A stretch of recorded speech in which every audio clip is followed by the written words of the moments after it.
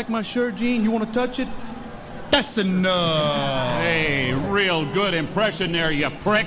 What about the rest of you piss ants? Anybody else want to do impressions? Hey, man, why don't you shut up? What do you call him? Hey, blow it out your ass, O'Hare. I got guys that can take out your kneecaps. Oh, man. I love it so very much. And you'll miss it. I'll miss it so much. But welcome, everyone, to the Collar and Elbow Wrestling Podcast. It's me, Kenny Oak, and flanking me, as always, is the one and only Chris Harris, at Crispy Quick on Twitter if you wanted to follow him. We are here talking about, wow, what a big morning this was. I'm tired. I bet you are. I did don't blame it. you. But if you were living under a rock, or if you're not a fan of pro wrestling, this morning from the land of the rising sun, which there was not a lot of rising sun going on over here in the West, it was Wrestle Kingdom 13. And Chris, I was not ballsy enough, because I had to be up and working at 6:30 in the morning, to stay up and watch this show, but you did. Am I right? I did, Bubs. I did, and I went to work. I was late. I got there at 8:30, but that's okay, because it's winter, whatever. Winter in Arizona, what's that like? We got snow one time, and now it's 60 degrees in the afternoon, so we're back to normal. So there's that. But yeah, I did it, Bubs. I watched the show just like I did last year. It's 2 years in a row for me, for the first time ever last year, watching it for number 12, and did 13 this year, and really enjoyed it. It really was worth it to stay up and watch, even though I was not in a good mood today. I'll do it again next year. Yeah. But what a show it was. As usual, New Japan Pro Wrestling comes through with a high-quality professional wrestling show that got everybody in the wrestling world talking, and put on, as usual at the beginning of the year, it's laying its claim to being the best show of the year. Am I right? Absolutely. It's going to be hard to beat, but then again, I think I said that about last year's, and then Dominion was really good, and the G1s are always good, so we can say it's going to take off this year and be the best show for them for the year of 19, but Bubs, it's hard to say, and I wouldn't count out anything.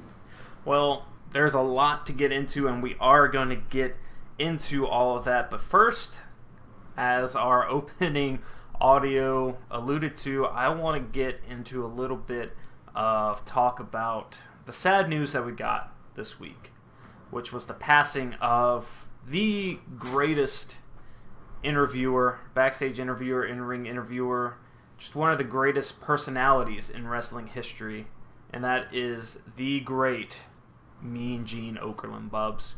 We lost a legend, and legend, we throw around that term a lot, but very few people can live up to the term legend quite like Mean Gene can. For his craft, he's very unique.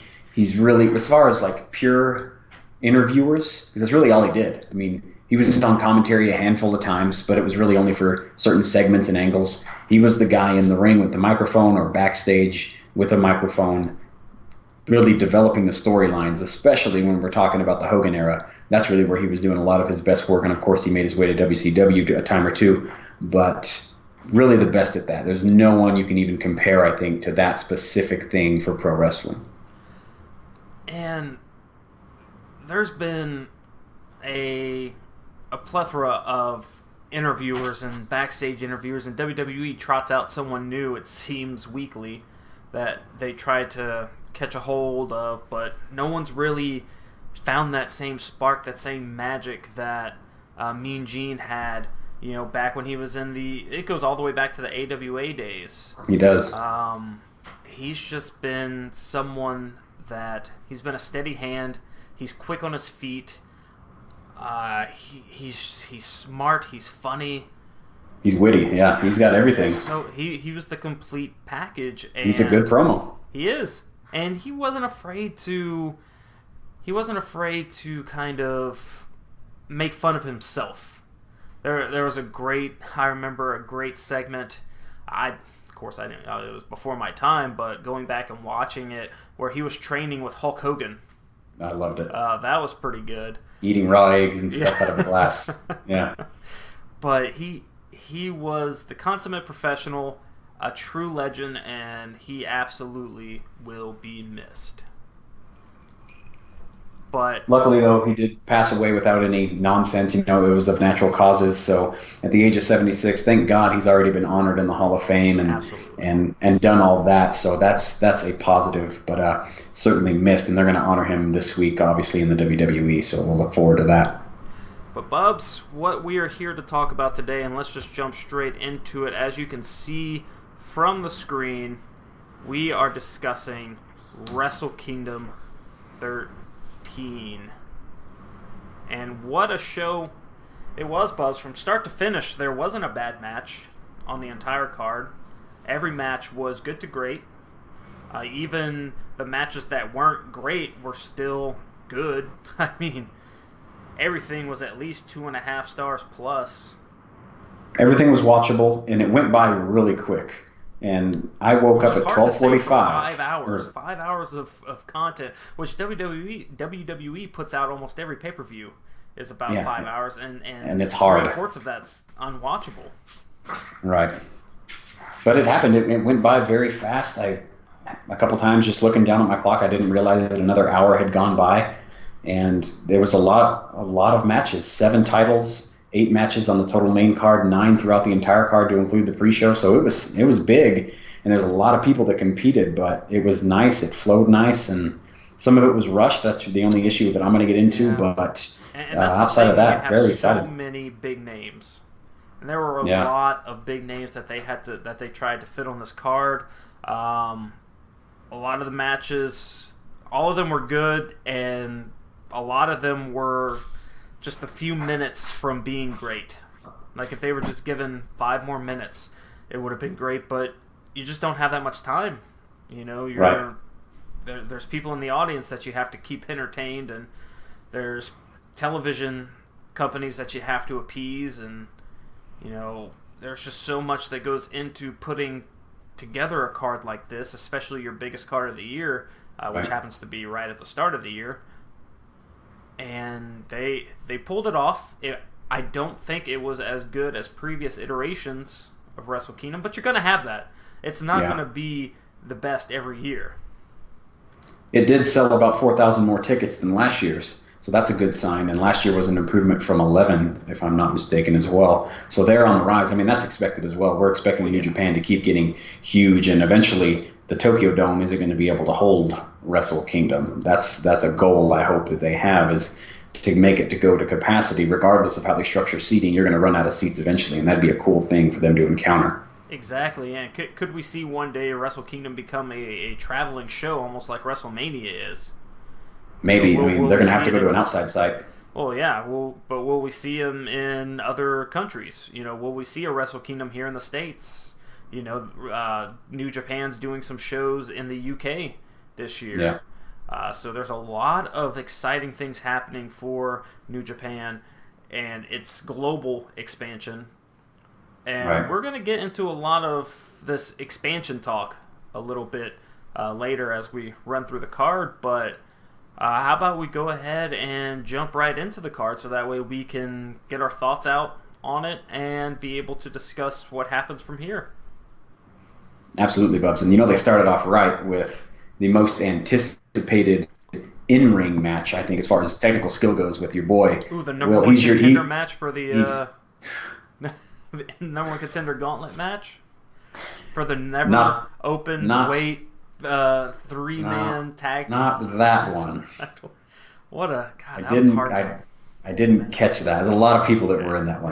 There were, and that was a sprint of a match. Okay. It was like about a 30-minute match too, from the highlights that I saw. I was like, how many teams are they going to keep throwing out? Yeah, it doesn't make sense.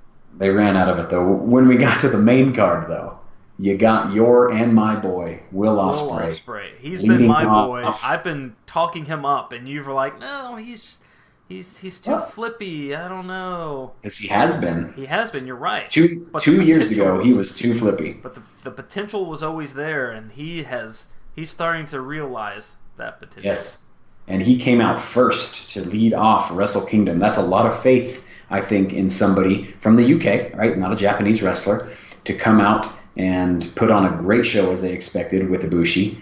And the match didn't disappoint. It went somewhere different than I certainly thought it was going to go. Yes. But big, I enjoyed it. Enjoyed it a lot, Bubs. How'd you think of it? It was a lot more psychological than maybe we thought it would be coming from Ibushi and Ospreay. A very hard-hitting, like almost hard to watch sometimes. Very physical match. With the kicks that Ospreay was landing, some that spinning back elbow that he landed on Kota. At some point concussing him, as we found out later on today.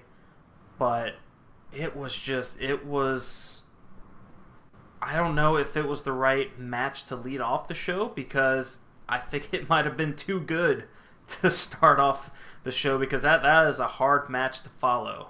Yeah, and had they done what we expected, some flippy athletic stuff bouncing around, it would have been the right one to lead off. But this one took a more athletic, physical type approach to it, and it was more psychological, like you're saying. This was an upper mid-card type of match where I wasn't expecting to see this by any means, especially from someone like Ospreay, but he's continuing to change his ways in the ring to add on. He's obviously bulked up as well physically, so he's doing a lot to prove people that he can do a lot more than just bounce around the ring, like we saw him do with Ricochet 3 years ago, right, where they were just doing this across the ring with each other. So it's great. It was a glorified, dance that those two did on that night. But talking about this match with Ibushi, there was, a couple spots, a couple of high-flying, flippy spots. The best spot to me, and this never gets old, and they kind of rehashed the spot they did a little while back when Ibushi went for the German, and Ospreay just flipped right over, landing on his feet, and Ibushi knew that he landed on his feet, and he didn't want to turn around because he knew what was about to happen.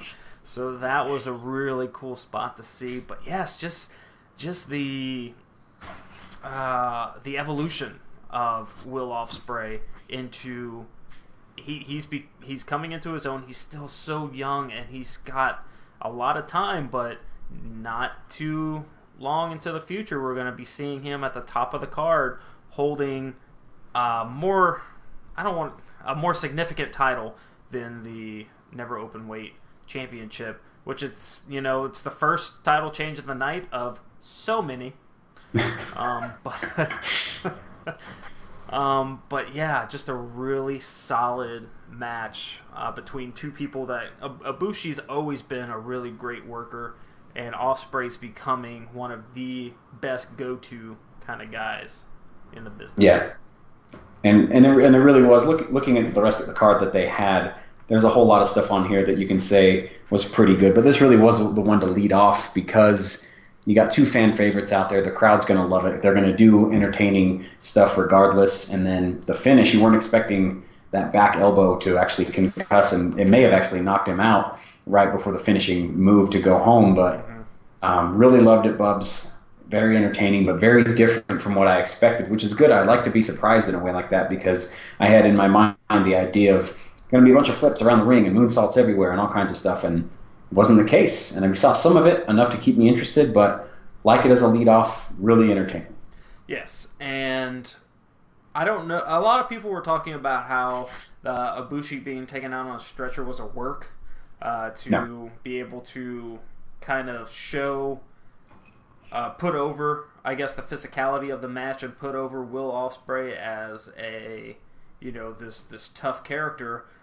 But, now that it's come out that Ibushi was concussed, whether it was a work or not, you hope the best for Ibushi and hope that he can recover pretty quickly. From the sounds of it, from what I'm hearing, it's not that serious. But, right, they called it mild. Yeah, but any kind of head injury like that is a scary thing. And they rarely do the stretcher thing, New Japan. That's not a thing that they do unless it's a serious injury or it's a very well-prepared work. So I really don't think it was, because he was seriously injured and to the point where he wasn't moving a whole lot at the end of the match. So I doubt it was a work. It was more of a safety thing, I think, at that point. Yeah, and all in all, great match. Moving on to our next match. Junior tag titles. Yes, and the first of many. The second of many. For LIJ. Oh, yeah. Whew, what a night for LIJ, Bubs. Can we talk about that? Yeah, let's talk about that real quick. They had the potential here to sweep, to go through and just dominate as a group. And what New Japan has is they have very well-established stables, right? You got LIJ, you've got Bullet Club, you've got Chaos. And everyone kind of falls in between there somewhere for the most part. And it's very different from what we see in the States, in WWE especially. So to see a group go like this and just run through the entire card like we're going to get to throughout of this, I love seeing something like that. Establish yourselves, which is actually something I thought they were going to do with the Bullet Club, with Tonga and Bone Soldier, Taiji, and stuff like that, but didn't go that way. But I like LIJ, obviously. Naito! Yes. I'm a big fan of LIJ. I'm a huge fan of Sonata. I know. Yeah, we'll talk about Sonata for his big singles run. But this match, what were your thoughts on it? Watching it, live like you did. It was way too short. There's a lot of talent in the ring. They gave a lot of the work though to Shingo, and as expected, he's gonna be nice. He's gonna do some single stuff eventually, but this was 7 minutes, and there's enough talent in the ring that you can stretch this a little bit. I understand they just wanted to put him on the card because not a lot of people that were really looking for in this match to take up 25 or 30 minutes, but for 7 minutes, damn, it was nice. It was entertaining. It had me staring the whole time at it, but when it finished, I'm like, well, that was pretty quick. Well, it was one of those fast-paced kind of blink and you miss it matches where it kept you on the edge of your seat. You didn't want to look away because you knew something was going to happen. And like I mentioned earlier, it's one of those matches that if it had 3 more minutes, make it an even 10-minute match, it could have went from above average and good to being a great junior tag team championship match. Had some good potential for that. It did. And I feel like every time I go into a junior tag team championship match, I give way too much credit to Roppongi 3K. 3K, yeah, Show and Yo. I'm always thinking something's gonna happen. I love them. But they just with Rocky Romero, he's crazy. But yes, big fan of LIJ going over and just the entire night that they had, and this was the start of that. Yeah. And that's really all it was. It was the first of many to come for LIJ. The match was good for the 7 minutes that it was, but that's really all it was. It was certainly watchable, but I wanted at least another 5 more minutes of this stuff right here before we got into the next match. Which was? We'll roll right into it. Rev Pro title, Bubs. Your boy, Zack Sabre Jr. I am a big fan of Zack Sabre Jr. He does a lot of things versus Ishii, Bubs. Yes. Stone Pitbull out here doing a lot of things. He's had that Rev Pro title. He's scary. He's a scary man. One of the better parts of watching this live last night was realizing how many other people in the world were watching, because I was live tweeting throughout the entire time. 380 tweets total. My fingers were hurting. And a lot of people were interacting with me. Early in the morning for all that, Bubs. I had coffee. I had coffee. It was all right. It worked out, okay? But what I said at the beginning of it was there's no way that Ishii would ever submit, right? Because not to say he never would, but he's Ishii, right? He's not going to tap. He's not going to give up. You have to knock him out to be able to beat him.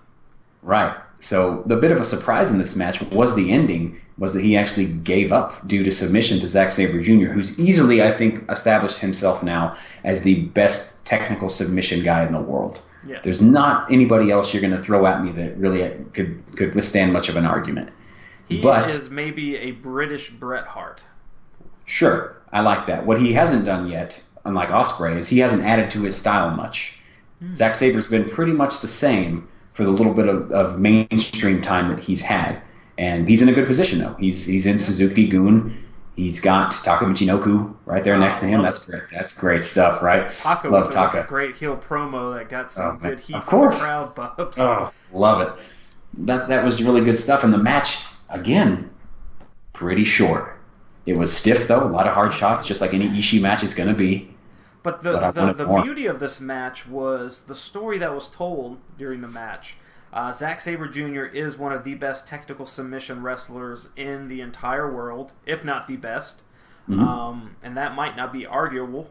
I can't think of anyone else that would fit that. Maybe Daniel Bryan, but not... At his best, that'd be an argument. Yeah. But clearly Zack Sabre is the best. And he spent a lot of this match attacking different body parts of Ishii. Limbs, love it. Yes, going after the limbs, old school kind of, wrestling here. Attacking limbs to set up for your finisher, the finish. Which, yes, it was a big surprise that Ishii did tap out, but the attack, the game plan of Zack Sabre Jr. is what led to that. Yeah. In the grand scheme of things, it's not one of those, oh man, they make Ishii look weak by him tapping out. It's like, no, Zack Sabre went for the kill the entire match. He knew what his game plan was, and he laid it out and played it to perfection. Yep, and that's exactly what was shown. Was Ishii didn't look weak, but he got consistently beat up in certain areas, arms especially, because that seems to be where Zack likes to target a lot of his upper body stuff in the arms like that, in the shoulder and wing area, things like that. So he got beat up for 10 minutes of the time, and eventually even the guy like Stone Pitbull is going to give up. And at the end, I liked the submission because it really does put Zack Sabre over in a pretty strong way, saying that he made Ishii tap or give up and to win a title off of him, which is the British title, of course, which he's going to go and defend against, what's Neville's indie name? Pac. Yeah. Pac. That's going to be a thing in a couple weeks. So that's really good wrestling right there. Really that's going to be good stuff to see, and I like it. I like Ishii to win all the time. Big fan, but it's okay. And this is something you're going to hear a lot from me through this as we go through all these matches. And yes, I do think Wrestle Kingdom 11 and 12, even 10 might be better shows. But I feel that this Wrestle Kingdom really stepped up when it comes to in-ring psychology, and it was one of the best in a long time of just in-ring storytelling and the work and the psychology that's used in all of these matches. All of them. Yeah. Even matches where we're like, okay, this is just going to be a spot fest because so-and-so's in it. This is going to be a spot fest. There's not going to be a lot of storytelling here. But no, all of these matches delivered with solid in-ring kind of storytelling and psychology, and I was very pleased to see that, because that's what I love most about pro wrestling. That's what gets me the most invested, is the story that is told within the confines of the squared circle. And with Wrestle Kingdom and most of New Japan's stuff, at least in contrast to what we see in WWE, is there wasn't a heel or a face turn in this card. There wasn't outside interference to anything. There wasn't any nonsense that occurs. The entertainment that we get from this is actually in the ring or outside the ring, in the case of Jericho and Naito.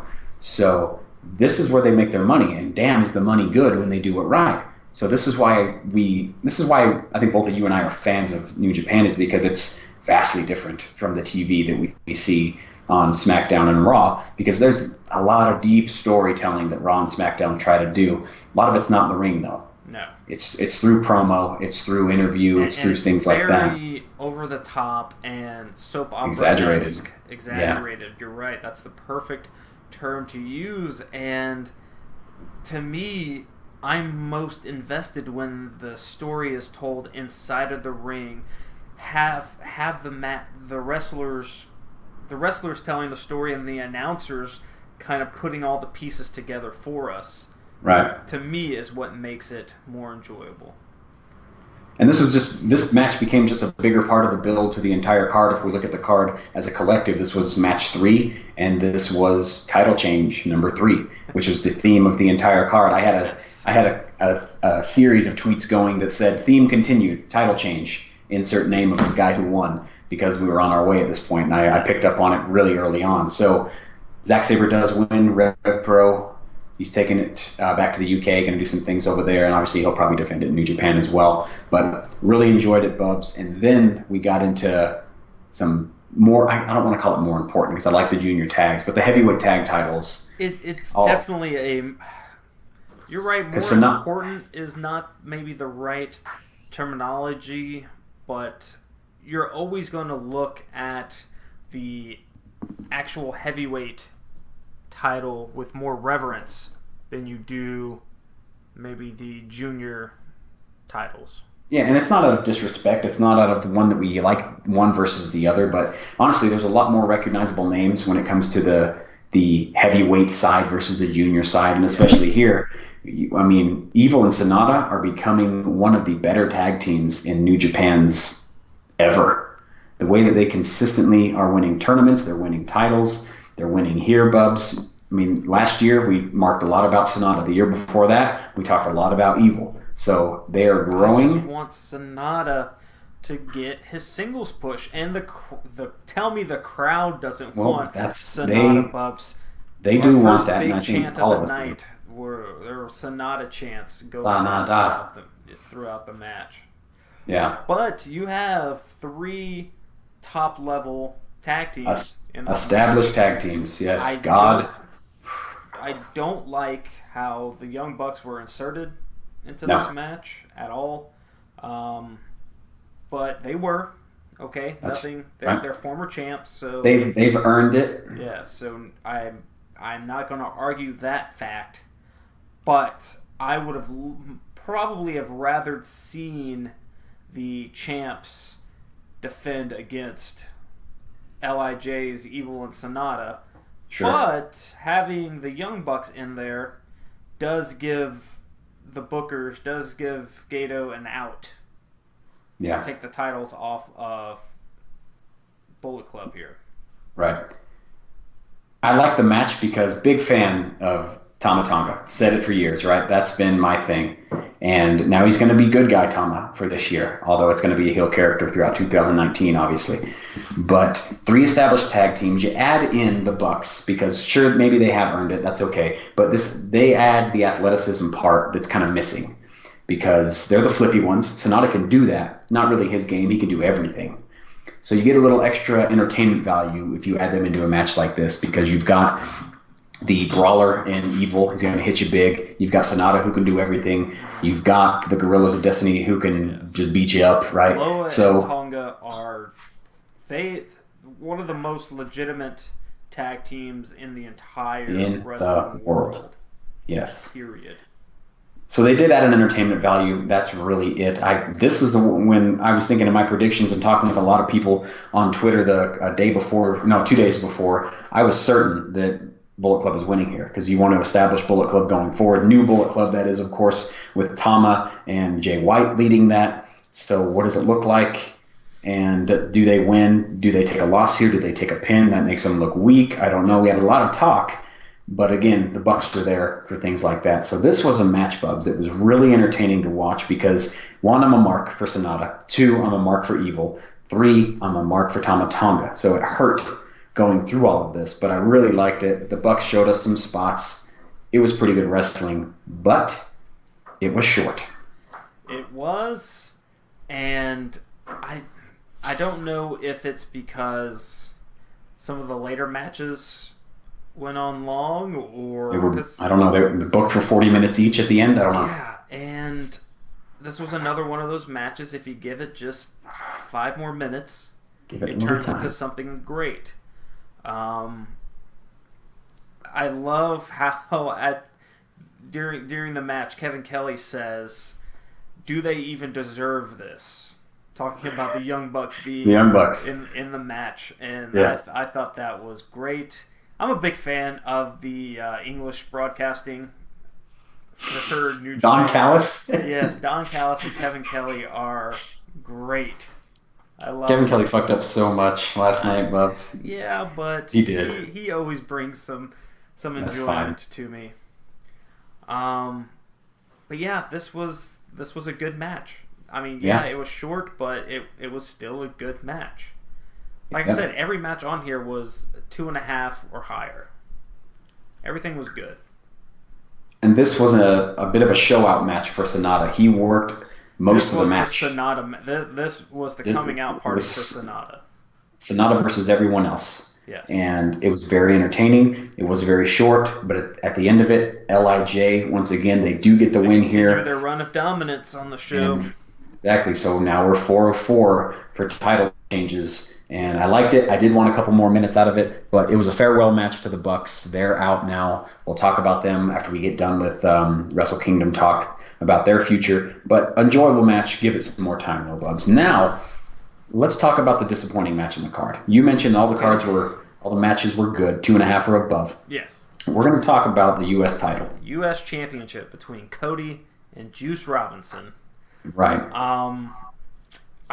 For this. Okay. Real quick, Bubs. This platform that you and I have here right now, we have to sit back and we have to be as objective as we can. Obviously, we've talked about. We don't have to be objective. We just choose to be.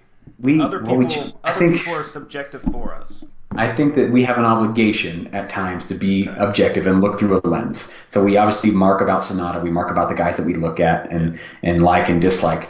You and I don't hate Cody Rhodes. No. I personally really like the guy.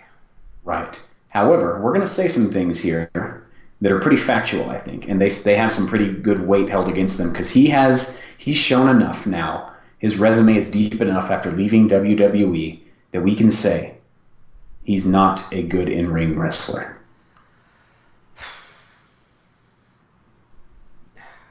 Yes. Okay. Yes, I'm not going to argue that fact at all because I've been the main proponent of that kind of... You've spearheaded it since day one. Yes, and I hate that I have because I really like Cody. I really liked Cody Rhodes. I like the path that he has forged for himself outside of WWE. I know for a fact that Dusty Rhodes is so proud of everything that Cody has done and is doing in the world of wrestling. And Dustin says it on Facebook all the time and Twitter. So this is a major caveat to what we're trying to say here. Cody, we love his character work. We love, the promos he cuts, the stuff he's doing in outside, creating a new world of wrestling. But his in-ring work leaves so much to be desired. And after both of us watched this match, you text me saying he epitomizes the WWE safe style of wrestling. Yes. And I could not, and I text you this, I couldn't agree more with that. You told me to write it down, so I wrote it down. Thank you. And I said, write it down to bring it up, and here it is. And it's so true. He has a very old school wrestling style. He plays the heel up. He does a lot of heel things to, old school heel things. Uses Brandy as kind of... A lot of Brandy. Even a spear from her during the match. And Juice sold it. Oh. Yeah. I don't know how I felt about Juice. That. Yeah. But he, time and time again, we come away from a match involving him going, it was a match, Things happened. It definitely, there was a 1, 2, 3, so it was a match. But nothing stuck out. That's all it was just a match that happened. And I hate saying that. I hate being that guy, but that's just how I felt. Right. It is a bit unfortunate because he does everything else so well. He's going to be a great promoter. He's going to be a great producer of what he does. He's going to keep being a good character. But in order for him to ever put on a great match, he's going to need somebody else in the ring that can do that with him. And it's going to be storytelling in the ring that's going to do it. It's going to be psychology. It's going to be a long match of all that. And it's not going to be the athleticism or the moveset. His in-ring psychology is solid. It is, yeah. He understands. He has to rely on that. He has a great understanding of what makes pro wrestling work. But the only issue is that, this isn't the 70s and 80s anymore.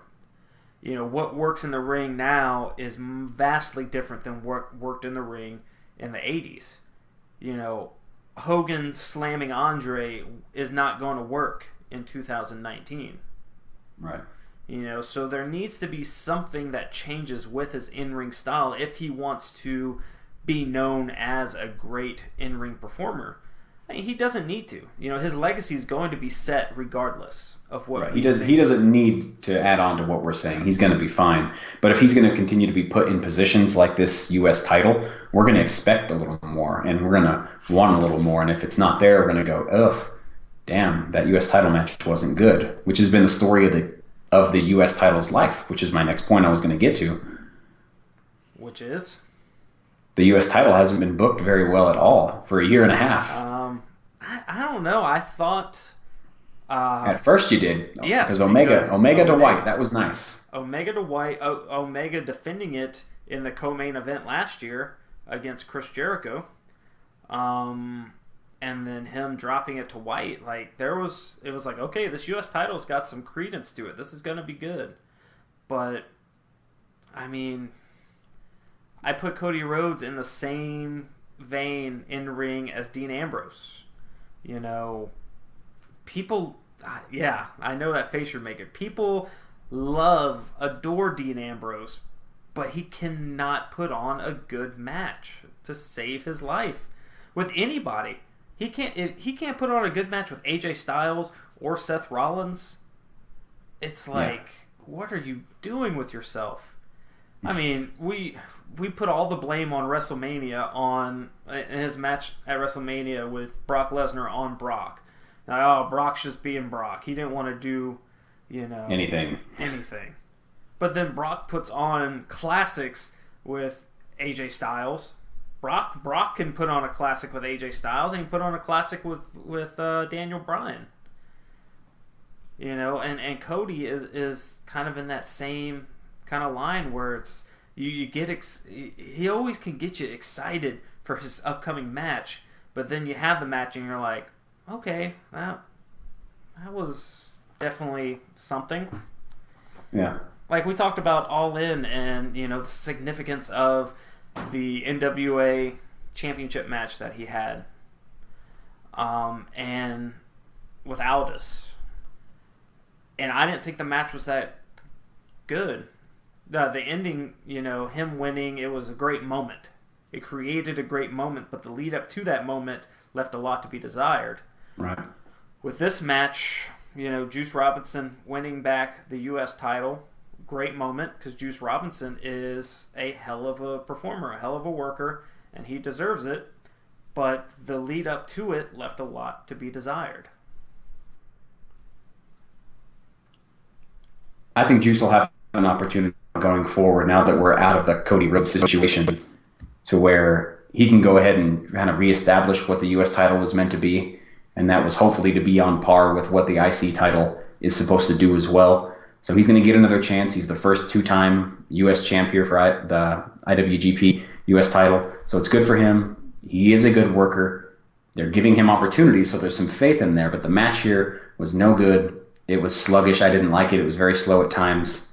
But I did like the belt spot, the old Hollywood Hogan weight belt spot. Those are always good. It's always good to throw one out there. And then he wins by the unprettier, of course. Yes. I want that to be the proper name, unprettier. But that's not what they call it, Bubs. The Pulp Fiction. Yeah. But that's all I had to say about that. I wanted our point to be made there, Bubs, because that's where the card kind of sluggish down for me a little bit. But now it's time to talk, or unless you want to move on to something else, we got to talk about the junior belt, Bubs. Yeah, we got the IWGP Junior Heavyweight Championship up next with Kushida defending against was it Taiji Ishimori? Bone Soldier. Yes. And lo and behold, there's a title on the line, and it changes hands. What do you know? Theme. My goodness, that I'm picking up on a theme, Bubs. Yes. And but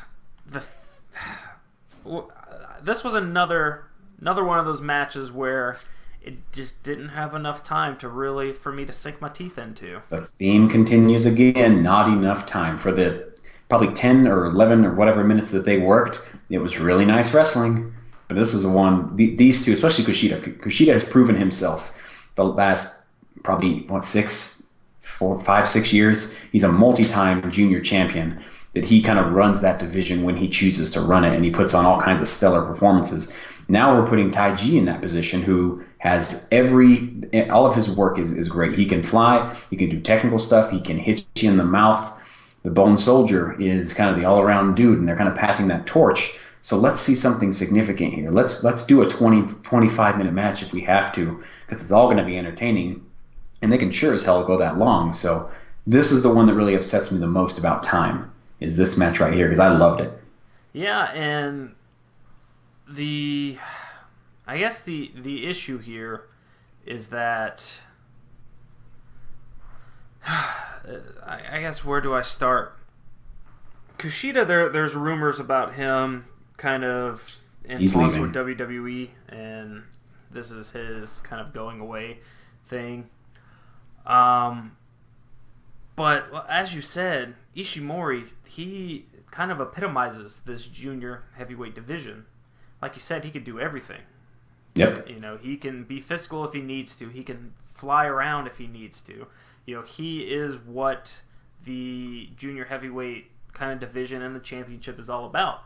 So putting your faith into someone, and we're seeing a lot of that right now in New Japan, is putting their faith in these younger talents. Absolutely. It was shown. A lot of young guys are getting a lot of screen time, a lot of ring time, and they're getting all the titles now. Yep. And you got to have at least one title in Bullet Club right now, right? They're the second biggest stable. I guess LIJ took over the number one spot. They can be the one now. Yeah, but he is the right. This was the right choice with Kushida. He's going to be leaving, so you got to make the move. And someone as exciting as Ishimori, it's the right decision to make. And I'm excited to see kind of the matchups that he has. Always, yeah. Forward. There's going to be some really strong junior heavyweight title matches here in the coming days, in the coming months, the year, however long he holds the title. And that's one thing I love most about New Japan, is that there's not a lot of transitional champions. Right. I guess you would consider Omega a transitional champion now. He's still in the role, yeah. But I thought this was a match that could have gone a little longer. It was another one of those sprint kind of things. It wasn't a bad match. It was still a good match, but if you just gave it a little bit longer, it could have been a great match. Yeah. And this junior division is always fun to watch. It was fun last year. It's going to be fun this year to see who really wants to get involved with it, because in the case of the juniors, a lot of the juniors, they compete in this and then they realize, I'm better than this, and they work up to the heavyweight scene. Be a heavyweight. We'll see what Ospreay does. He's someone who's always going to be invested in something like this. But and Ospreay's definitely, you could see just what he's doing with his body and changing and his entering style. Yeah. He's got a clear vision of being in the heavyweight division. I don't think we'll see him much in the juniors anymore. Top card. That's pretty much all I got on this match. There was not a lot of noteworthy things that took place here. No, it was fun. It was good for what it was. They worked each other. Nice, fun little match. But the next one is really what got my attention, of course. Big Mark, got to admit it. But we need to move on to the only non-title match, Bubs. of it was the only main card. title match, but there was so much at stake here. This was maybe the most important match on the card. No, it wasn't the most important, but there was a lot. There was so much at stake without a title being involved. There was legacy on the line. There was the future on the line. There was, confidence on the line. Reputation. There's just so much to kind of sink your teeth into and get invested into this match. Is Okada back to being the old Okada? Is he going to make his way back to the top? Can Jay White become the leader that Bullet Club needs? Can he become a guy that shows up in the big moments and wins when he needs to? And man, I'm telling you, this, if not for the main event, this is the match of the night. Oh, okay. We can talk about that. That's good stuff. This one should have went longer. This was 14 minutes. It was still a hell of a 14 minutes, Bubs. It was a really good 14 minutes. But, Bubs, from the beginning, when Okada comes out with full-on Rainmaker gimmick, back where it should be. With those crowd. The shorts, I pop for those. Even before then, he comes out and, the money's dropping. We're seeing this right here. And then, of course, he gets in the ring. And the pop is huge when he takes off his lower robe and he's in the gear. So immediately I'm thinking this is now different than 2 hours before, because what we were thinking was Jay White's going to fight this kind of new balloon carrying Okada. It's not going to mean a whole lot. Jay White's going to win. But now Okada comes out in Rainmaker gimmick, full on and ready to go again. There's no way he can beat this Rainmaker, now, right? I immediately thought Okada's winning this match. As did I. And so did a lot of like I said, the tweets were going hard, Bubs. A lot of us were talking, well, okay, this is great. This is the re-rise of Okada, and I'm all about that. So you've been saying that since he dropped the title. You've been waiting for him to re-win the title. Like, that's been your goal since he dropped the title, is for Okada to get back to holding the IWGP Heavyweight Championship.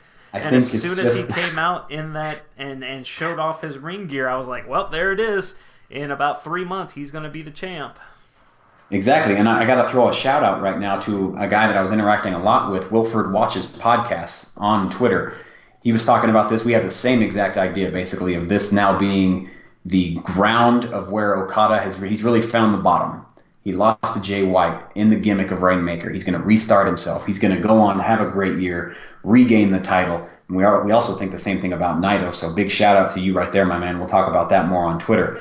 But Bubs, when he comes out in the gimmick, I'm thinking, just like you said, Rainmaker's coming. Tombstone, Rainmaker combination, let's go. That's ended. Over. Yeah, I thought it was over for Jay White at that moment. And that's to me, this is what makes the match that much better, is that kind of outlier, that story it's not specifically being talked about. It's not, no one's saying it, but like you said, Okada, he's reaching the bottom. Like, how far will he fall before something either snaps in him, or he finally has that moment where things click again? Because right now, everything's going in the opposite direction for him. And that is such a great piece of storytelling that you don't need 20-minute promos to be able to understand. It's something that is subtle, and you can get behind it, and you think it in the back of your head like, man, what's going on with him? Are we ever going to see the Okada that we got that held the title for 400 days or 700 days? My bad. He held the title for, my bad. Long time. Yeah. And, we all thought it. Like, okay, I mean, he's going to win it, like, soon, right? Like, once Omega drops it, it's going to be Okada. But I don't see him reaching that point for at least another year. Oof. Maybe longer. Like, this is something that they can really work and get behind, because the crowd loves him. No matter what, the crowd, he is the golden boy. and for great reason. He's amazing. Yep, he's the best wrestler in the world. Yeah, absolutely. And I love that because no one beats Okada, right? No, especially clean right in the middle of the ring. But, with a protected finisher. Yeah. Yes, but we're seeing that now, and it happened. Okay, like what's going on here? Where does it go from here? And that's the best part about this, is that no one has to say it on screen, but we're thinking it. And now we're all thinking, what's next for Okada? What's he do now? Like, he doesn't just go straight into the title picture, because he just lost to Jay White at Wrestle Kingdom. Clean, in the middle of the ring. No shenanigans. Like, where does the Rainmaker go now? Like, what does he have to do to find his mojo again? Because because the kind of the same thing's been going on with Naito, but he kind of reignites himself later on in the night and finds his mojo. But when does that happen for Okada, and how long does that take? Yeah, that's why I consider this match right here in this moment, really at the end, to be kind of the most significant thing, because it does two things. It skyrockets Jay White to the top of the card consideration, maybe number one contender, for a bit, because that's real money. And it doesn't bury Okada, but it puts him, he's at the bottom. He has to work now. So there's two major stories that come out of this. One guy who's flying to the top, who has been pushed since he's come to New Japan, Bubs. And then we've got the Golden Boy, like you said, now at the bottom, and he can't seem to do anything right. So that's why I said this has the most significance as far as storyline going forward, because there's now two major players. Jay White is now a major player. Yes. No more mid-card dude. He's the leader of the Bullet Club. We need to start respecting that and talk about him versus Tanahashi now. Once you beat Okada, you're a made man. That's just one of those things. Like, yes, he is made. He is a made man, and let's get into Jay White right now, because this time last year we were thinking, okay, he's got a future, but he can't really. He's showing that he's not really a big-time performer. He put on kind of a stinker with Tanahashi. The Tanahashi match last year was no good, watchable TV at best, but we're like, okay, well, we wanted more from you, kid. Guess it's not there. But they didn't give up on him. No, and he spent the entire 2018 getting better, honing his craft, making his character much better than what it was. He just improved in every way imaginable throughout 2018, and it culminated to this spectacular moment for him to start off 2019, and 2019 is going to be the year of the Sling Blade. Switchblade. It really is. Not the Switchblade, sling. Yeah. Sling Blade. I just got done watching Tanahashi and Omega, so there's a lot of Sling Blades. Michael in Cole's match. in your head. Yeah. I don't know. Yes, Switchblade though, Bubs. Year of the Switchblade. Wearing all white tonight. He looked good. It was so good. I love that look. I love when wrestlers go with the all-white look. Okada looked amazing, as expected. Jay White has improved leaps and bounds from what we saw last year. Of course, he keeps getting better. I did want, not to say they didn't have chemistry, but I kind of wanted this one to feel really important as far as how the match went.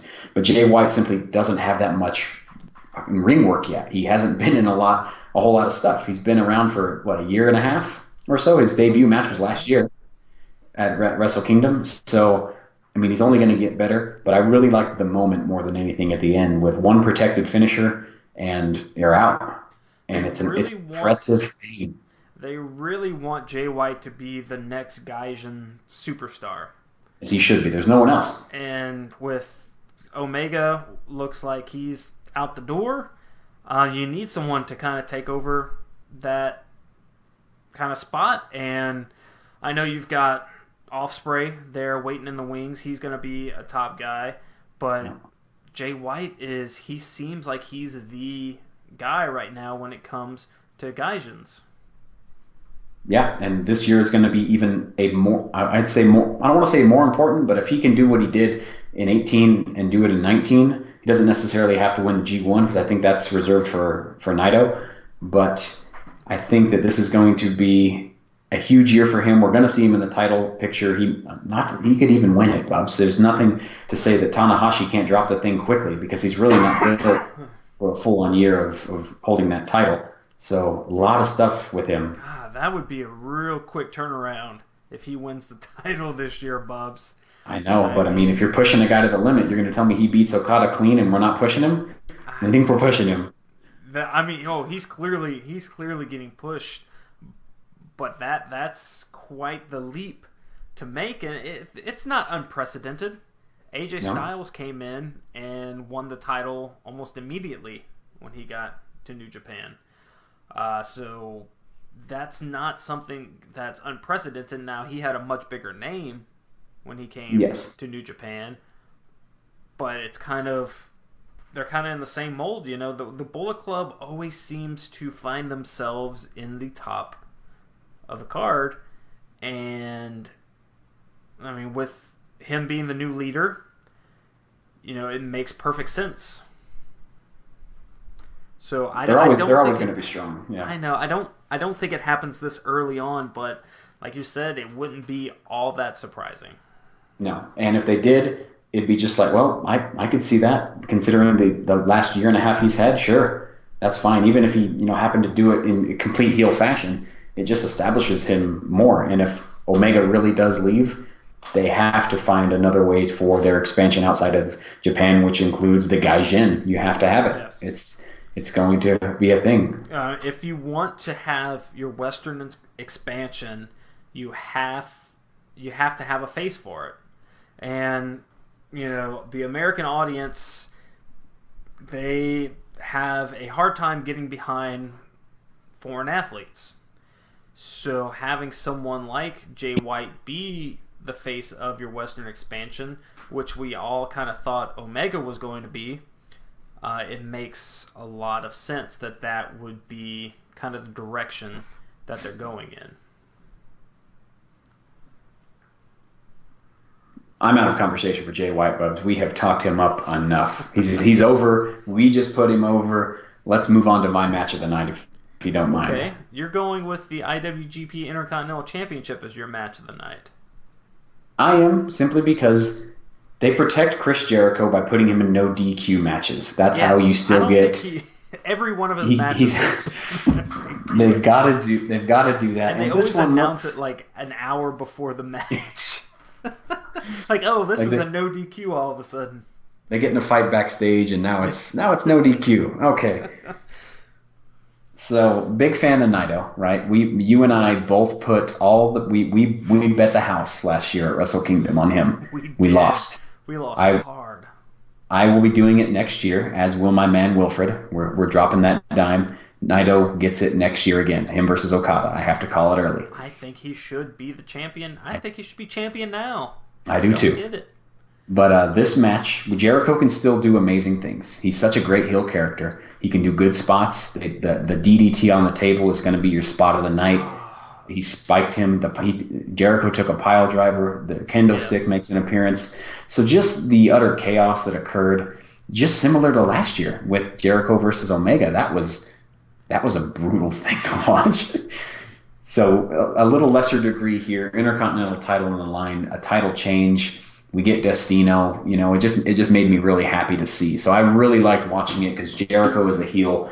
This version of Jericho is so different from a lot of other ones we've seen because he's in Japan, so he can do some stuff. I loved it. Yeah, and going back to what we talked about with Cody, you know, we talked about how he's a great. He knows how to work his character, but his in-ring kind of work leaves a lot to be desired. Right.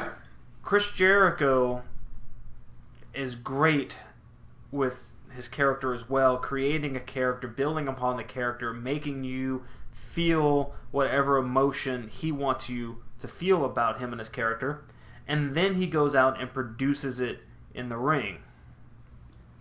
So that's what sets the good and great from the goats. And Jericho is an all-timer, without a doubt.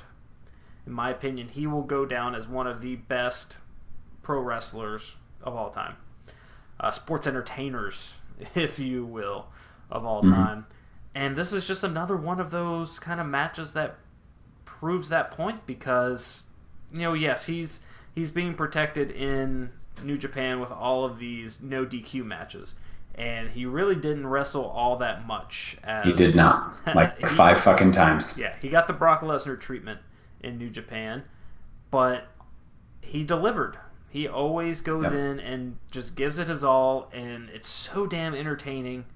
At one point, he declared himself the winner. He felt he beat up Naito rang the enough bell. that he rang the bell and made the ref raise his arm in victory. Love it. Chris Jericho is just so good, but to me, the best part about this match was the reinvigoration and the finding of the mojo of Tetsuya Naito. Yes, my man. Just, no matter if he's a heel or a face, just his complete disregard for just everything that's not him. Yeah, is just astounding and amazing, and I love it. I love how zero he cares about the title. He just wants to go out and do his thing. I'm surprised he didn't throw it when he was walking out. He actually carried it out of ringside instead of throwing it like he did in 2017. He actually just left without it, and the ref had to bring it to him. Like, he was like, oh, shit. Throw it. I want him to throw it. And I was like, oh, yeah, this thing. I forgot. It's like he forgot that the title was even on the line. He was just out there. He cared about Jericho. Yes, he just wanted to fight Chris Jericho, and they had a fight. They did. And it was a hell of a spectacle. It was definitely the most sports entertainment match of the night. Yes. And in a card like this, you need something like that. And a lot of people do think this was the best match of the night, like you said, and in good reason. It was well done. It deserved to be right before the main event. And honestly, Bubs, like, to see Jericho do stuff like this at 50 years old, 49, I think, still, actually. But it's ridiculous. But the most important part is Naito. Yes. I think that this... I think this sets up G1. I don't think this sets up an IC title carry for him. He can easily get rid of that thing. He doesn't need it. He doesn't need to carry it. It doesn't matter. He can even just he can refuse to have it. Honestly, yeah. And I'd kind of almost rather have that so we can put somebody else in that position. It would be, because I'm not looking forward to. Not that it'll be bad. I don't care about an IC title run for him. I care about G1. That's really what I'm looking forward to, and we have to wait to see that, unfortunately, but I really think that's where the storyline goes. Is Naito deserved it last year. We all got one slipped by us when Okada beat him. That's fine. The storyline still needs to be there for Naito because he's still selling stupid merch. He's still extremely over. Something needs to be done there. In the ring. He really is, and I think that this needs to be the year to develop that once again. And if it's Okada and him again, I don't care. Let's just do it again because it was really great wrestling. Well, by the way, Jericho's 48. I just Googled it. Okay. But I think what sets up perfectly would be him versus Tanahashi, because Tanahashi's whole story about winning back the IWGP title was to have the title on someone that cares. You know, it's like, he talked about how Omega just he didn't care enough about the title, and that he wanted to bring the luster back to it. Who better? That was all fair. Yeah, who better to take the title off of Tanahashi than Naito, who couldn't care less? Like, it's right. Like, doesn't that just work perfectly? Like, it's almost what they're building to without coming out and saying it. Yeah. And it is a lot of that behind-the-scenes conversation and psychology that they refuse to talk about, or they intentionally don't say. They're telling Kevin Kelly to not mention these things with specific words, so that it just kind of creeps in our mind, like, whoa, where's Naito going now? And you see the differences, and you got a Tanahashi and you have a Naito, and how they're so vastly different from each other. Just very similar to how Omega and Tanahashi were different from each other last night as well. So, and they all are really good. And I cannot wait to see what comes of this. Like, okay, so before we go any further with the card, like, what happens now with Chris Jericho? Do we see him again in New Japan, or does this kind of end his run with the company? He told reporters last night that he's challenging for the heavyweight title. That would be interesting. Yeah, and crazy stuff always happens at the New Year's Dash. and that's happening in 4.5 hours. Yeah, real soon. And not going to watch that one. But that's where crazy stuff happens. That's where we could even get title changes. That's where the storylines restart. WrestleMania exactly for New Japan. So we get new stuff there, and Jericho straight up said he's going to challenge, even though he's not worthy. In some verbiage, he said he's going to challenge for the heavyweight title. So I don't think he's going anywhere yet. It's Chris Jericho. I mean, he can do whatever he wants. He can walk on. Yes. I just with all this, and we'll get into this after New Japan. I'll just talk about AEW, what just happened this morning or last night, where depending on where you are with New Japan, there's just so much to be excited about in the world of wrestling outside of the WWE that this is one of the most exciting times in recent memory to be a wrestling fan. Yes. 18 was a great year. 19 is going to be crazy. I think 19 might be the best year in a long, long time because we've got a lot of kind of exciting things going on. You've got the biggest star in WWE being a female wrestler in Becky Lynch. Yeah. You've got a new promotion starting from the ground up with a lot of kind of backing behind it, and we'll get into that in a little bit. And you've got just some of the biggest stars in all the biggest promotions. I mean, a lot of unknown too, which adds to intrigue. I know. I can't wrap my head around. We will talk about that. You're right. There's so much going on in my head right now. There's so much that I need to just talk about. But there's one more match. Main event and your match of the night, I'm sure. Yes. Tanahashi versus Kenny Omega, Bubs. Now, Bubs. I am a big fan of Kenny Omega. So am I. Now, that's fine. Now, about 3 weeks ago, you and I agreed vigorously. We said Kenny Omega's run has been disappointing, lackluster. It has not done anything. And I, especially since I'm the one on Twitter all the time, I have been, I don't want to say busting him, but I've been saying confidently he's losing the title at Wrestle Kingdom. Because one, there's speculation he's leaving the company. Two, there needs to be a change because he hasn't done shit with the title since he's won it, and we expected him to do amazing things. So, although it was still a bit of a surprise to see it happen, the Ace, he won last night.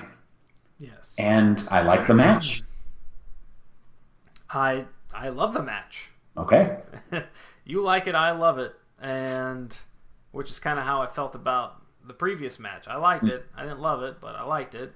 But this match I loved because there was a lot of really good psychology, in-ring psychology going on. And a lot of that has to do with, probably Tanahashi being the ring general that he is. Yeah. He's been a top-level guy for so long.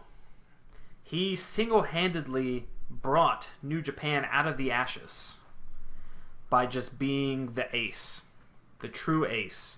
And, Okada's done a fantastic job carrying that mantle from Tanahashi, but Tanahashi showed, hey, I'm not done just yet.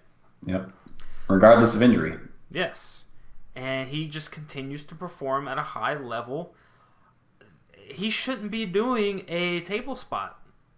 Nope, but he frog splashed his ass through it. He did. He high-flied right through it. And, that looked bad, right when it happened. He disappeared. It's high. He literally disappeared. He hit the table and he was gone.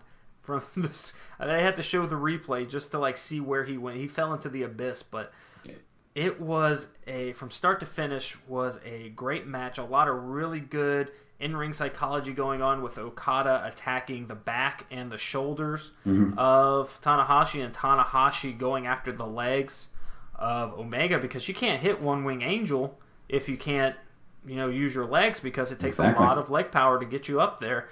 And speaking of One Winged Angel, still the absolute most protected move in all of pro wrestling. Yes, it is. He didn't even hit it. Couldn't hit it. Hasn't been. Yeah. The only way you kick out is if you're on the ropes. Or if you're his best friend, named Kota Ibushi. Kota's the one that counts, I guess. Yeah. Yes. But What a great match. The title changes to Tanahashi. It's his eighth title now. Yeah. And he reestablishes himself as the ace of the company. Okada's going through these, a dark time right now. So you want someone to kind of take over the mantle of the champion. You've had Omega with kind of a lackluster run, kind of brought down the the luster of the IWGP Heavyweight title. Why not put it in the hands of the guy that brought it back into relevance? There's so much you can do now with Tanahashi as champion. So many different opponents you can throw at him. Because it's been a while since he's been champion. What was it? Was it 10 where Okada 10, finally beat him? He beat him at 10, right? Yeah. So really that was his last reign, right? So there's a lot of stuff that's changed. You can put the same people he faced 4 or 5 years ago, but they're all different and changed now. So you're still getting different dynamics. You can have him go against everybody. Jay White again. So there's last year. Whole lot of good potential right there, and Jay White would be in a good position to maybe one-up him and take that. That'd be good stuff. This match to me really, although I'm going to talk about the Omega situation and AEW when we're done with this, but the match simply felt like a going away for a little bit type of situation for Omega. The way he was doing things, the way that, I don't want to say lack of performance, but we've seen better out of Omega. We've seen 5, we've seen 6.5 star type stuff with other people. Now I wasn't expecting that because that's unfair, but I really think that he maybe didn't phone it in, but this match could have been. Phone it in, but I definitely feel that it's going to get 5 stars, if not more, from Meltzer because it was a great match with a lot at stake. And there were a lot of kind of things that Omega was doing that alluded to him possibly leaving. At one point, it was when he threw Tanahashi out the ring and he started blowing kisses to someone outside. They didn't really show, but there was just a lot about this match that made you feel okay. Something's going to be changing here with Kenny Omega, whether it's a change of his character or he's leaving, which a lot of us feel that's what's going on with all the rumors that are happening in the wrestling world right now with Kenny Omega. You knew that this title change was coming, but there were a couple times during the match where you're like, okay, maybe they stick with Omega. Do they have faith in? Do they want to put the title on Tanahashi again? Will the fans, accept Tanahashi as champion again? And they definitely proved that they still love Hiroshi Tanahashi and they want him as their champion.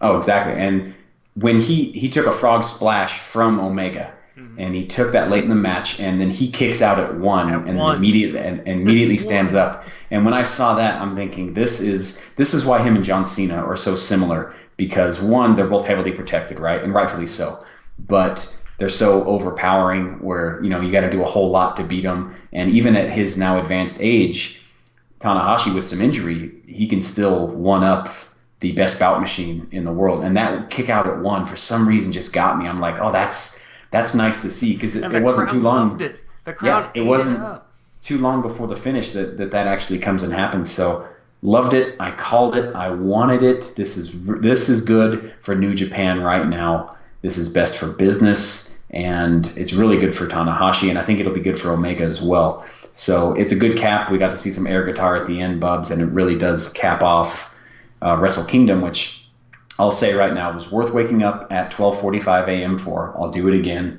The last 3 matches, they all deserved the amount of time, but every one of those before them deserved more time, and it went by very fast, and it was 90% watchable. That's what I said. Okay.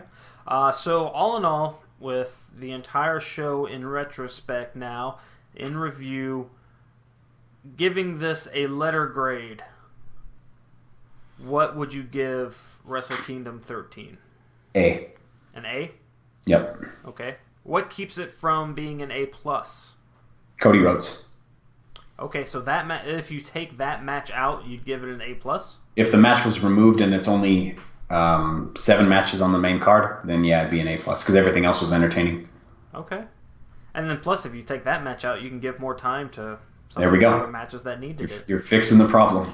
And I agree with you. That match did absolutely nothing for anybody. So I feel that's one of those matches you take it out and you're not missing much on the entire card. How did you feel about not having the annual Battle Royal? Didn't miss it because I didn't watch it last year or the year before because, it was honestly, it's entertaining at best. You get to see some guys that you like on the indie world. But I'm sure it'll actually come back next year because there's a lot of talk about that on the interwebs. So it'll be back. An A grade would be an A+ without Cody. Man, what a statement. I'm with you. I'd give it about an A, borderline A-. I thought it was a very solid show. I don't think it was a great show that it's been the previous years. I think the last maybe 3 years it could be an A+. This year it took a step back, but it's one of those things that, yeah, it took a step back quality-wise, but it was still a really good show, and the fans came out to support it, and it's going to continue to grow. It's going to get bigger. It doesn't need to be better every single year. It just needs to be, as long as it's good, like you gave it an A. If it's an A, A-, B+ every year, then that's what you need. Lately, WrestleMania has been a C+, B- for me the last few years.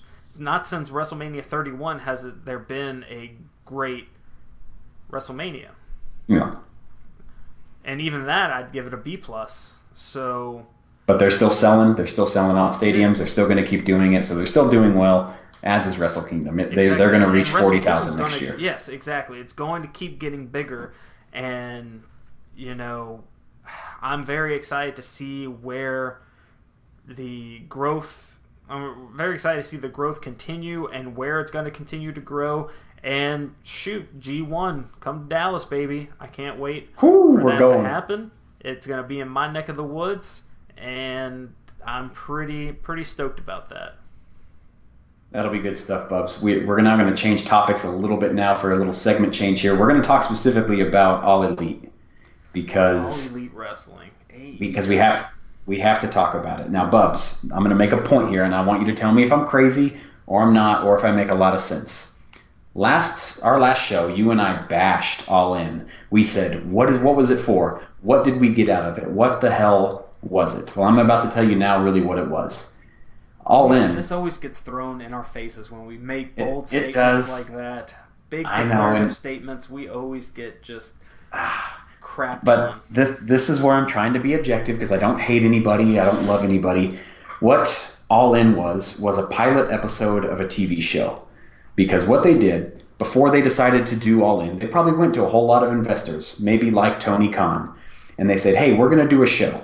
We want you to check it out. We want you to see if it's worth your time.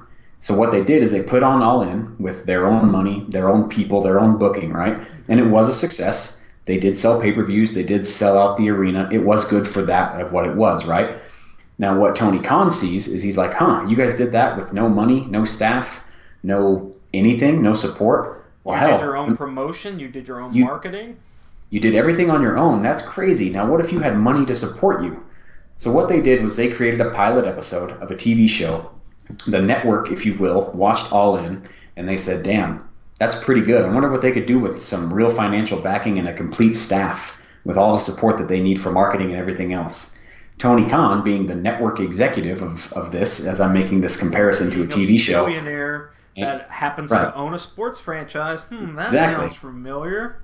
He actually buys it, and now really what we're getting, All In created All Elite Wrestling, which is going to be a wrestling promotion, but to compare it, it's a successful TV show that did a pilot by themselves, and now we're going to get a complete series off of it. Now we know what All In was really for, I think, was to show the backers of the money, Tony Khan, other billionaires who might have wanted to do it, was this is what we can do by ourselves. you give us a little money, little actual stability and support from a company, you're going to have competition because the market is huge for pro wrestling. So All In was a success. Bubs, I don't think I tell you this enough, but one, I love you.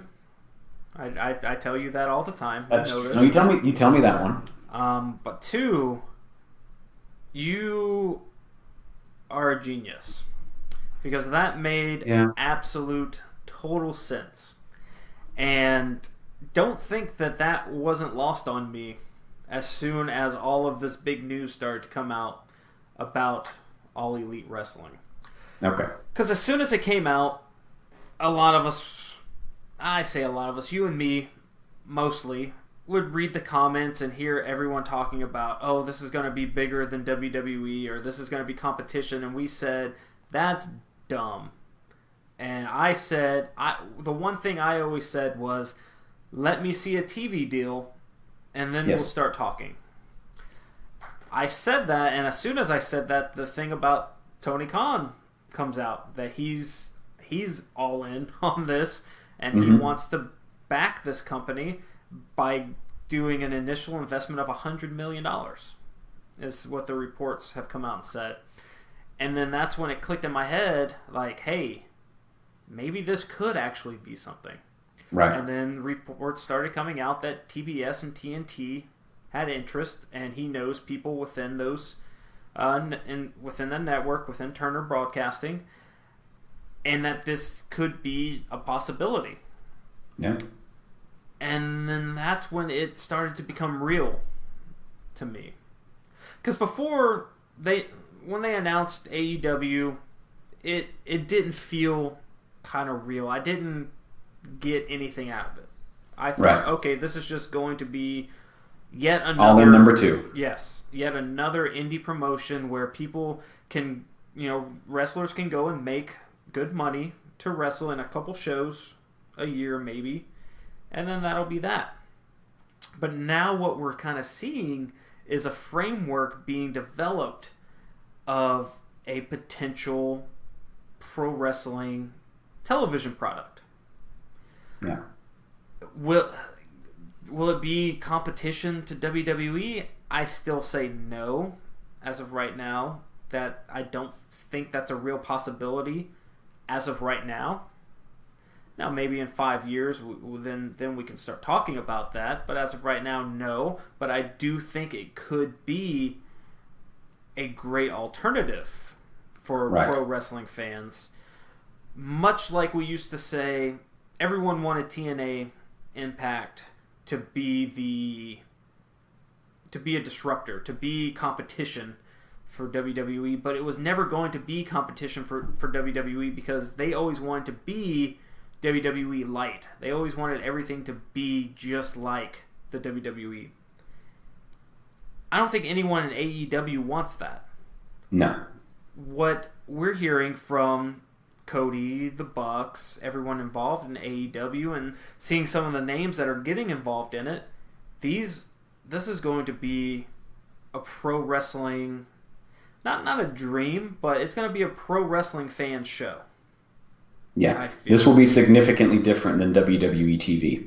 Yes. Which, when we talk about the competition type verbiage, if they get major TV, like let's pretend for a second they get TBS, right? TBS is a major station, right? It is a nationwide cable station. They run parallel with other major stations, so like a USA and a Fox. They can compete with them it's weekly. It's not parallel to Fox, but because we're talking Fox. We're talking Fox proper here, which is a much bigger station. It reaches much more households. You don't even need cable or any kind of provider to get Fox. Even if they put it on Fox Sports 1 like they're talking about? Well, they're talking about having on Fox proper, not just Fox Sports 1.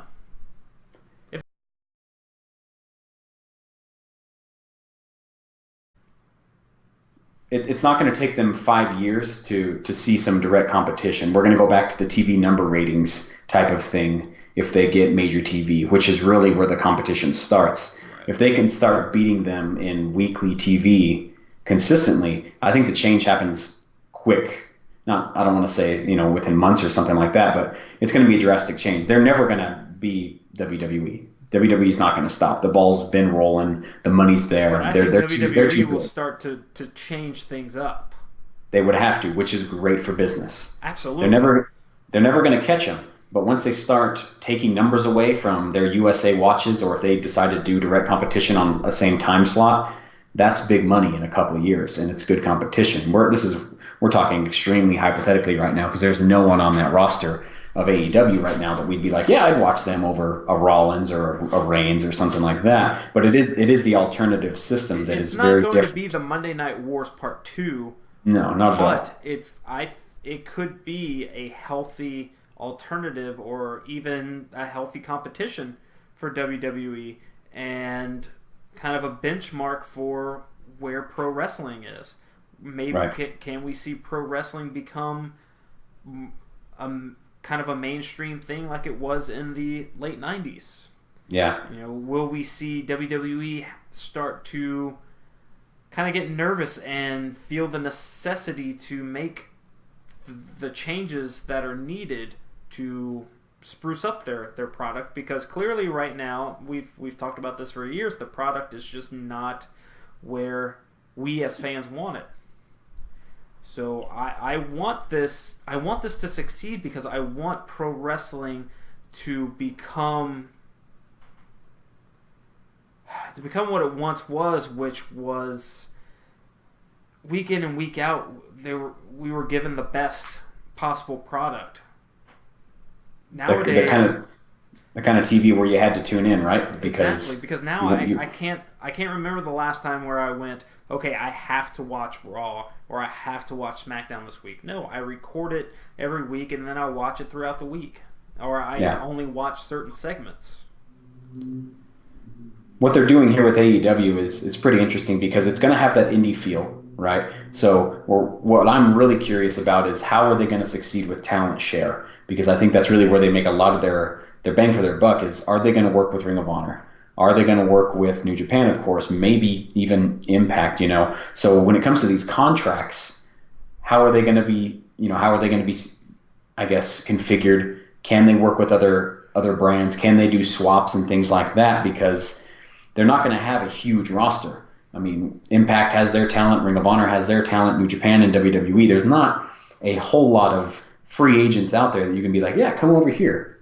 I don't think it's there yet. They're talking about contracts being comparable to WWE contracts in terms of money. Yes. So that could be alluring to... That's a draw. Yeah. Yes. So there could be people in WWE that may not be happy with their lot. Let's say a Rusev is like, hey, I kind of want to try something new. Someone that maybe isn't a huge star in WWE, but is on the fringe, and they're like, hey, because look, going back to the Monday Night Wars, yes, Kevin Nash and Razor Ramon, like Diesel and Razor Ramon, they were stars, they were big stars, but they weren't like the Hogan style star. So they were big enough, though. They were big enough. They were on the fringe of being, kind of like a mainstream guy. So they're like, I want to try my hand at something new. And that kicked off the Monday Night War. So someone that is a big enough name that's like, hey, I don't really like my lot here in WWE. I want to go try something. I want to go try that AEW. They're saying they're going to put me, straight to the top. So we could see WWE trying to be like, hey, don't go there. We'll push you. Don't worry. We're gonna get you where you want. So it's so exciting. I love wrestling, and the more wrestling, the better, and the more quality wrestling, the better. I think over this year, this is going to be. I mean, the first year is very important for a company like this. So how much success will they have? Because all these dudes in WWE that are a year and a half out, 2 years out from their contract expiration, they're sitting there watching now. They're like a Rusev, for example. They're like, well, damn, are they gonna, how well are they gonna do? Are they gonna do well at all? Because get paid the same or more. Ooh, right, and it's a tease, but nothing right now. Like it's a pipe dream if we're talking about that right now. So we got to give this time. We will give it time. They're doing their Double or Nothing event apparently already in May. So we're going to see if that works. And then after that, we're going to see how well these shows continue to develop. Do they get bigger? Who else can they bring in? Is talent share a thing? Is it only exclusive? There's a lot of unknowns. Who are the legends that we're going to see? A lot of crap like that. So I'm intrigued, Bubs. I like it. The more wrestling, the better. Yes. But not yet. 2019 is such it's so exciting right now, Bubs. I'm so excited for 2019 in so many different ways, not even just wrestling. There's just so much excitement for this year, and really, I just want to see where all this leads. I want to see where everything that happened in Wrestle Kingdom leads to. I want to see all this talk about big changes in WWE, where that leads to. Yeah. Change is coming, and it's very exciting, and I just want to know. We have to be patient. I want to know. I just want to be told, tell me what you're doing. Yeah. Don't make me wait for it. Which is the last topic we can get to real quick, Bubs, and it really is Kenny Omega. So, his contract expires in 26 days. Yes. And how often over the last, I think it's been 2-3 years, I've been saying the Royal Rumble, we're going to see Kenny Omega. And I don't want to say it because he's under contract. Yes. During the run. WWE could possibly buy out the rest of his contract. That's always a possibility. And the perfect place to debut someone like that would be at the Royal Rumble. You're telling me, since I'm going to the Rumble in Phoenix, that we get to see Kenny Omega debut at the 30 spot? I'm not. You know me so well. God. It can't be, because that's going to be our truth. That's true. 29. He'll come out number 1. No, he's coming out 1. He forgot he was 30. Don't even play with AJ Styles came out number 3. Oof. Big pop. Yeah, oh God, that's a good point. I wanted to ask you this about the AJ Styles thing. Kenny Omega right now is in a very unique position, right? Mm-hmm. So let's pretend for a second, right? He flirts with the idea of going to WWE. He's a bigger star than Finn Balor was when Balor came over. Fact. 100%. He's a bigger star than Nakamura was when he came over to WWE. He's a bigger star than AJ Styles. At all. There's no way he's going. Kenny Omega is a bigger star than what AJ Styles was when AJ Styles came over right now. Simply because of what he's done this year, Bubs. He's the best bout machine, number 1 in the world. He is bigger than AJ Styles. So what do you do with a guy like this? Is this why they're throwing all this money at him, like these reports are saying? Because he's the most coveted, apparently, free agent in the last ever, is what it sounds like. The only reason that this could happen is because of AJ Styles. Yes. Because no one wanted to go to WWE before AJ Styles, because they saw what happened to big stars outside of the WWE machine, would just kind of get thrown to the bottom of the card and just left to die. AJ Styles comes in, and he's immediately treated as a huge star, a big deal, and is kind of, they created the blueprint for what you do with these big talents from other promotions. Right. They've realized, okay, this pro wrestling fan base, they are smart. They do watch things other than us. They do pay attention to what's going on outside of WWE. So this Kenny Omega deal doesn't happen. If it does happen, it doesn't happen without AJ Styles and how he's been treated as the second biggest star in all of WWE, you know, behind Roman Reigns. But now Roman Reigns is gone, so AJ Styles is the kind of guy, and he's in a storyline with Vince McMahon right now. No shit. And he's a big deal. He's a 2-time WWE champion and the longest reigning WWE champion of the modern era. So all of that is what's leading to this kind of resurgence of Kenny Omega could very well go to the WWE and be treated as a big deal, because yes, he is a huge star. Right. And I think WWE finally sees the value in bringing in these already made guys and putting them straight to the top. Right. Which is why he's being offered as much money as they're saying that he's being offered, which is a lot of money. Yeah. AJ had to do it first, and now people can follow behind him. And it's kind of the inverse as well. Somebody has to leave WWE first to go to AEW, right? That has to happen too. Somebody's got to be the first one. So do you think that for All Elite to be successful, do they need Kenny Omega? If he doesn't go there and hang out with the Elite, are they going to make it? Oh, yeah. I don't think they need Kenny Omega because Cody's already proven that he can run this thing. I think he's already proven that he can do it without someone like Kenny Omega. Now, that doesn't mean that they don't try and pursue someone from WWE, make a big splash, make a big signing. I do think that they'll try that, but I don't think they need to build the promotion around Kenny Omega to make it work. So they absolutely can, and it would work, but I don't think that they have to. They don't have to, right? Yeah. So if you're a betting man right now, where is Kenny Omega wrestling February 1st of this year? Who is he working for? If I had to put money on it, it's going to be WWE. I think he's at a point in his career where it's time to make the money. You've been doing pro wrestling for a long time, for over a decade, and you've made some good money, but it's time to make yourself wealthy and to set yourself up for the rest of your life. And who's to say you don't do this for a year or two and then you can go with your friends to AEW? But make your money now so that way you don't have to worry about it for the rest of your life. Exactly. And from a fan's perspective, as a fan of wrestling, of Omega, of all the brands, I want him to stay in New Japan. I want him to continue to expand New Japan because he can be that guy. When we talked about when he won the belt, all the words that you and I said together, they still stand, right? He can still do all those things and be the dude.